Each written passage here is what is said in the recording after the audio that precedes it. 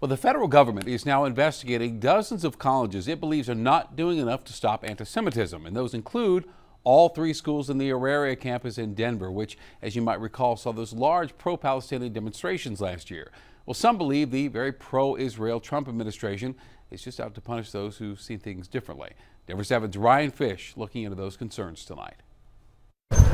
A federal probe is looking into what it calls rising anti-Semitism on U.S. college campuses, including Denver's Auraria campus, home to MSU Denver, CU Denver, and Community College of Denver. When we were suddenly in the crosshairs in a way that we hadn't been in decades, it surprised us. Daniel Bennett is executive director of Hillel Colorado, a Jewish organization on campuses across the state. He says since the Israel-Hamas war erupted, threats and hostility have ramped up. It was hate, and it was misusing terminology, and it was Jewish students were afraid.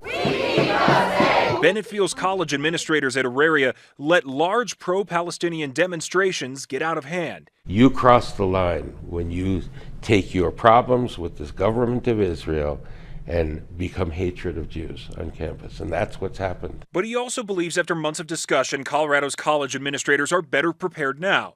The U.S. Commission on Civil Rights has given a Colorado committee 1 year to produce a report studying the Auraria school's policies around anti-Semitism, how recent incidents are reported and documented, and how administrators respond. Part of that process involves hearing from stakeholders and public comment sessions like this one Thursday, where members of the Jewish community spoke. Not once did my safety as a Jewish person ever feel threatened by the encampment. And these investigations seemingly about anti-Semitism we see around the country have little to do with Jews and everything to do with dismantling higher education. This year, the Trump administration has targeted colleges and universities and even revoked visas of students involved in pro-Palestinian protests. Despite the tense conflict, Bennett is speaking out against that. Just because you think they might be anti-Semitic or they might say something you didn't like and you're going to deport them, that's not Jewish. Don't shut down American democracy in our name.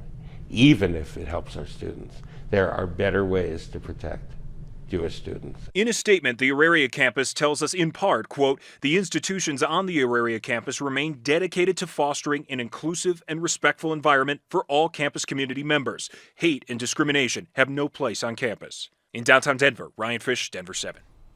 In going in depth here, the Trump administration is threatening to withhold federal funding from schools that fail to crack down on anti-Semitism. That's what happened to Harvard this week. Education Secretary Linda McMahon says billions in research grants are now frozen until Harvard addresses anti-Semitism, removes certain diversity policies, and hires more conservative faculty. Well, the university says it will refuse to accept those demands. Lawmakers held a hearing on Capitol Hill yesterday, grilling university presidents over reports of anti-Semitism on their campuses. At Haverford, we do not tolerate discrimination or harassment or bias. And what does that mean, not tolerate? Does that mean suspension, firing of that individual? What does that mean? This is not the first time lawmakers held a hearing like this. After a contentious hearing in December 2023, the presidents of Harvard and the University of Pennsylvania resigned.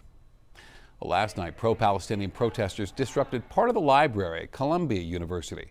Police were called in. There was a clash between the two groups. In fact, 2 officers were hurt. NYPD arrested 80 people, saying most of those, however, were not affiliated with the school.